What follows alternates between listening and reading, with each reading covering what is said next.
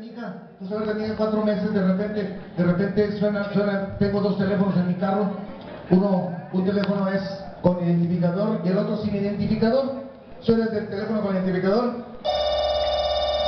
Era Edgar el Gangoso, lo tenía registrado. Edgar el Gangoso. Pinche vato borroso, le dijo su perra madre. Oiga.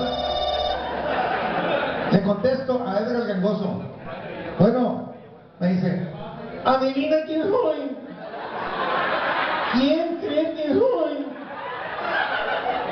Pues eres Edgar el Gangoso, pendejo. Ah, sí. ¿Cómo me reconociste? ¿Tienes identificador, verdad? Y no, voy a ser por las botas, puñeta. Perra madre, pendejo. Le colgué a la chica, pinche. Suena el otro teléfono sin identificador. No sabía quién era. Bueno. He oído. Ay, cabrón. Hasta sentí el pinche cuernote así porque... He oído. ¿Quién habla? Adivina, cabrón. No sé, güey. Adivine, cabrón. Adivine quién soy. No sé, güey, no mames, güey.